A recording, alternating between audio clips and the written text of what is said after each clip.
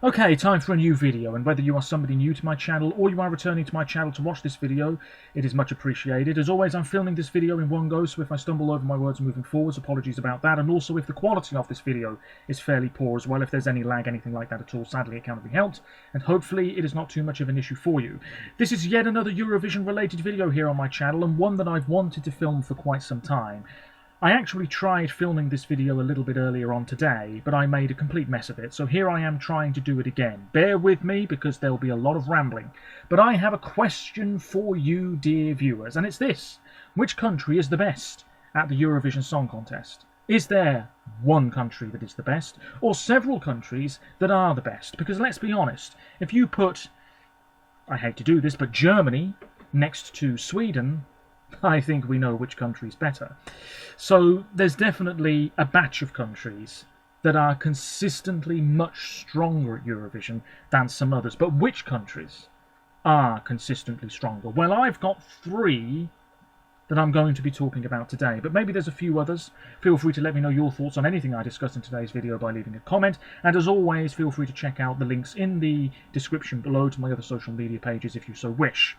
So I thought about maybe including Azerbaijan, because they've had some good records, didn't finish outside the top 10 for years, but their recent form maybe not quite so hot.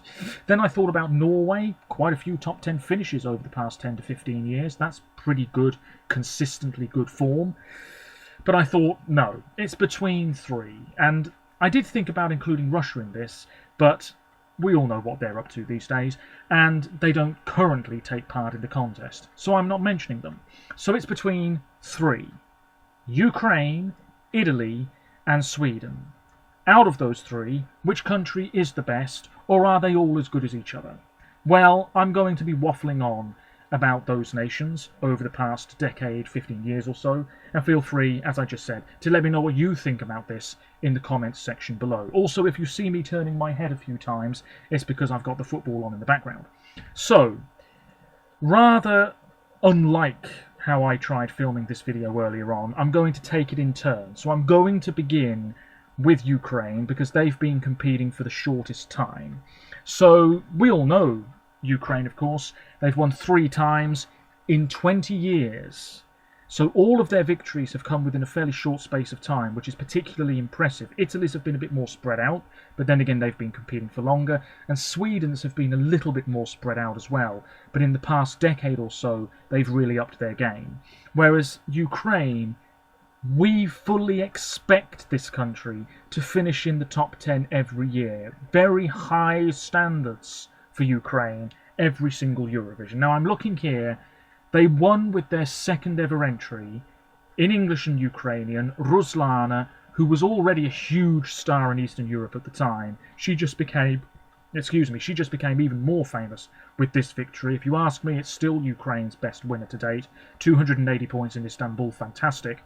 Then they won again in 2016 with Jamala 1944, this very stirring, poignant, powerful ballad with that big note towards the end and the tree on the backdrop, with lyrics in Crimean Tatar as well, so bringing a bit of diversity in terms of the language as well, you could argue. That's a plus in Ukraine's box. And then, of course, winning with the biggest score we've ever seen under the current voting system. 631 big ones for Kalush Orchestra and Stefania in 2022, which is a song that probably would have won anyway, but given the situation in Ukraine at the time, and unfortunately the situation that is still ongoing there, definitely I think a lot of people rallied around and, you know, voted in big numbers for this song.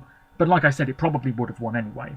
So those are the 3 victories. But Ukraine have also finished second twice, with Verka, of course, way back in 2007, not far off 20 years ago, can you believe it? And even though that didn't win, it's probably one of the most, if not the most iconic Eurovision song we've ever had, which is quite impressive, because it didn't win. And then we had Ani Lorak as well, finish second in 2008. So you've got to look at that little stretch of form there. Debuting in 03, winning in 04, we'll forget about 2005 on home soil, and also 2017 on home soil. Ukraine's entries on both of those occasions not particularly that impressive in terms of the points and everything. But then 2006, top 10, 2007, second, 2008, second. That's consistency. That is a big reason why I'm talking about Ukraine here as being one of the strongest nations in the contest, because they didn't let things slide a great deal. Okay, in 2005, Green Jolly didn't do that well, but then they bounced back. Bang, bang, bang, 3 great tracks in a row. And really, back in 2000, the mid-2000s, after Ukraine won in 2004, after, what was her name? Tina Karol and Verka. After that, you might well have been thinking, Ukraine are going to win again sooner rather than later. It did take a while, but yes, Jamala came along. Happy days. But I'm looking at the other results here. 3rd in 2013, 4th in 2011. I've said enough about that song already on my channel in the past, but that is, without question, one of the most overrated Eurovision songs we've ever had. But then we had Shum, which finished 5th, TikTok finished 6th, Heart of Steel this year by Tvorchi finished 6th, Tina Karol 7th, 10th in 2010. Just so many very impressive results here. And what is particularly impressive to me as well is that no 2 songs are really the same. You might look at Sweden and say, wow, they just love sending this overproduced pop year after year. You might look at Italy and say, wow, it's another guy with a ballad. Oh, nothing truly original there. But with Ukraine, I don't think we can say that. Shum is nothing like Razom Nas Bahato, you could say. Time is nothing like Angel. Gravity is nothing like Dancing Lascia Tumbai. Dancing Lascia Tumbai is nothing like 1944, which is nothing like Stefania, which is nothing like Wild Dances. All 3 wins, all 3 winning entries, very different. And the national final, Vidbir, it's just in another league. Now, I don't really follow it a great deal, but you've only got to listen to some of the songs in Vidbir every year, and they're so unlike any other song that any other country has in contention. I feel as though Ukraine's national final is so much more authentic, it's so much more true to themselves. And some other countries, let's rope in a couple of Scandinavians to do the work for us. Do you see what I mean? Ukraine, I think, they're just going about it the right way, and a 4th victory is probably only a few years away. I would not be surprised if it happens sooner rather than later. The talent is impressive, the vocals are impressive, so why Ukraine is a country I'm mentioning in this video as being one of the strongest in the ESC, the diversity of the songs, the impressiveness of the musicians themselves. I don't think I've ever seen a Ukrainian artist on stage appear the slightest bit nervous. They all look ultra confident, ultra ready to do well. And the results, they speak for themselves. 3 wins in 20 years. 2 runners-up positions. 1 third-place position. Really, really, really impressive. Anyway, that's Ukraine. Consistently strong, consistently bringing something very impressive to the table. What will it be in 2024? Well, we know the lineup, just about, for Vidbir, and we'll be getting those songs in due course, I'm sure. Now let's talk about Italy. Yes, indeed. Well, Italy, of course, Sanremo is not strictly speaking a national final, but it sort of is. It's older than Eurovision. Now there I am talking about consistency with Ukraine. We expect Ukraine to finish in the top 10 every year. We expect the same from Italy. And the thing is, they have been delivering. The last time Italy didn't finish in the top 10 was 2016. The last time they finished below 20th was 2014. And if you take a look here, I just mentioned 2016, Francesca Michelin. That was 16th place. Emma Marrone, 21st. Before that, the worst result was 15th, way back in 1979. And they've only finished below that position once before then, which was 1966. So this is a country that not only does well every year, but doesn't even really finish anywhere towards the bottom half. It's a very, very rare thing for Italy, if that happens. They always sing in their own language, pretty much, occasionally English lyrics, but fantastic that they sing in their own language. Whereas Ukraine has a little bit more diversity, Italy maybe not quite as much. You know, we have had a lot, especially if you go back years and years, a lot of the Italian entries do sort of blend into one. Maybe things are changing ever so slightly, but, I mean, let's take a look at this. Il Volo, that was sort of classical stuff. 3 guys. Did well. Francesca didn't win Sanremo, she went to Eurovision. Great song, fairly slow-paced, didn't do that well. A bit of a blip on the radar for the Italians. Francesco came with this very different Italian entry, very colourful, man in a gorilla costume, fantastic stuff. Ermal and Fabrizio, that was a sort of mid-tempo song that did very well. Mahmoud, that was a bit of rap. Then we had a ballad, then we had a rock song, then we had a ballad, then we had a ballad. And notably, the last time Italy were represented by a female act was Francesca in 2016. So next year, Annalise, I would say. Anyway, yes, 3 wins, and Italy have completed the golden hat-trick, which is what, I hear you cry? Well, I'll tell you. Italy have won with a female act, a male act, and a band made up of men and 1 woman. It's a golden hat-trick. Gigliola Cinquetti in 1964, very nearly the first individual full stop to win twice, because she was behind ABBA in 1974. Toto Cutugno, rest in peace, he was there in 1990. I think he has the record for the most entries at Sanremo, 15 or something. And then Måneskin, of course, in 2021. Now, this is another reason why Italy and Ukraine maybe differ ever so slightly. You take a look at Ukraine's wins. All pretty strong songs, you could say. But in terms of commercial worldwide success, maybe not so much. Whereas Italy, worldwide success. Let's not forget that Domenico Modugno was there in 1958 when Eurovision had barely started. He didn't even win the competition with Nel Blu di Pinto di Blu. And that is one of the most covered songs of all time. And it won Record of the Year at the very first Grammy Awards. The Grammys, ladies and gentlemen. It didn't even win. It's a Eurovision song. A lot of people probably don't even realise that it was at the Eurovision Song Contest, but there we are.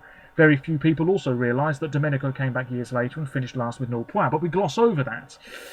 Måneskin, obviously, in recent times, they are a massive success story, and I think their win not only maybe made Eurovision a bit more popular in Italy, but I think made Eurovision more popular across Europe. It was already big, of course, but I think even more popular now, because they were really appealing to young viewers, and they've gone on tour with the Rolling Stones, and they've been interviewed in America, and they've been touring the world, they've been here in Britain, they're going to be here in Britain again at some point, I think, I'm not entirely sure. But they've released albums and singles, and they're such a visually arresting group. You know, they're sex symbols as well. They've gone on to enormous success. And obviously they came through the X Factor in Italy. They were in Sanremo. And that song winning Sanremo was a big deal in itself, because it was this big rock song. And then it just blew people away in Rotterdam. And that's where I think Italy have a leg up ahead of Ukraine, and to some extent Sweden as well. You know, the commercial success is higher, but the diversity is maybe not quite on par with Ukraine's. But they do sing in their own language, even Neapolitan once, and the national selection, which is not strictly speaking a national final, but let's call it one for the purposes of this video, blah blah blah. Huge names, you know, already massive names in Italy. Take a look at the 2024 lineup for Sanremo, which I reacted to on my channel very recently. Big names, only the best will suffice. And then you wonder why Italy do well every year. You know, because they've got established names there, ready to go, with a song that they are absolutely nailing live. We've seen it happen before. I wouldn't be surprised if it happens again next year. And another thing, I'm rambling big time, but another thing that I will say is, with Italy, we do get, not very often it has to be said, but we do have a fair few returning names, you know, in the past as well. But Mahmoud has done it twice, he's in contention again next year. Marco Mengoni has done it twice. I mean, Fabrizio Morro and Ermal Meta, they've been in Sanremo a whole bunch of times. I know that that's its own separate thing to Eurovision, but, you know, again, I'm talking about the diversity. Maybe, you could argue this point. when you're talking about Ukraine and Italy and which one's stronger. The whole shebang, national final, Eurovision itself, you could mention this point and how Ukraine's maybe slightly stronger in the diversity department. Anyway, Italy, generally very, very good. Absolutely wiping the floor consistently with the other automatic qualifiers. Then let's talk about Sweden. Well, their national final is the biggest of all of them. Melodifestivalen, long running, massively successful, big names, newcomers. The diversity there, I think, has stagnated for quite a number of years. Maybe it's getting slightly better. The quality is generally pretty good, but we do have a lot of songs that maybe sound exactly similar to a song that we've had the previous year. We do get a lot of returning names, although the 2024 lineup is looking a little bit better in that department. Lots of newcomers. And every year you do see quite a bit of criticism online aimed at Sweden because, oh, they just send the same old thing. Why did Loreen come back? It was so obvious she was going to win, blah, blah, blah, blah, blah. But here's the thing. Sweden know how to win, and they're going to keep trying to win every year. Some countries might just take their foot off the gas a little bit, but Sweden are in it to win it every year. That's impressive. That drive to win is impressive. ABBA, of course, massively commercially successful. This was years ago, but unbelievable success even to this day. Harry's, Carola, maybe not so much. Outside of Sweden, maybe not so much. Charlotte Nilsson, maybe not so much. Loreen has had plenty of success, but besides Euphoria and Tattoo, maybe not so much here in the UK at the very least. And then Måns Zelmerlöw, who's very much associated with Eurovision still to this day. Again, Heroes was really his only hit here in the UK. He's had a lot more success in Scandinavia, maybe one or two other countries. But really, it's ABBA all those years ago, and to some extent, Loreen. So Italy has maybe a little bit more, in the way of commercial success. Ukraine has a little bit more in terms of diversity of genre at Eurovision. But Sweden, maybe they have the consistently good results thing locked down. My God, am I rambling? It's 3-0. I've missed 2 goals.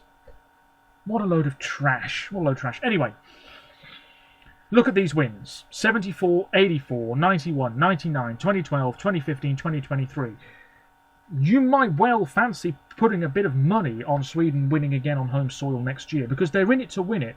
We have the Melfest lineup. It's looking pretty strong. They finished second once and third, 1, 2, 3, 4, 5, 6 times. They've only missed out on the final once since the semi-final format was introduced in 2004. That was with Anna Bergendahl, one of my favourite songs in Eurovision to date.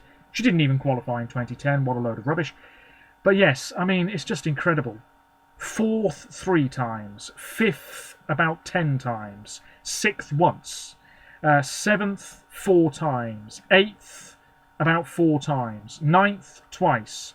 10th about 5 times. This is a country that really, really knows how to finish in the top 10 at the contest. Because I think their songs, maybe more so than Italy to some extent, maybe more so than Ukraine's entries to some extent, their songs are a lot more sort of commercial and radio friendly and maybe safe. And people like safe because everybody can relate to it and everybody can have a bit of a dance to it. It's not really different and bizarre.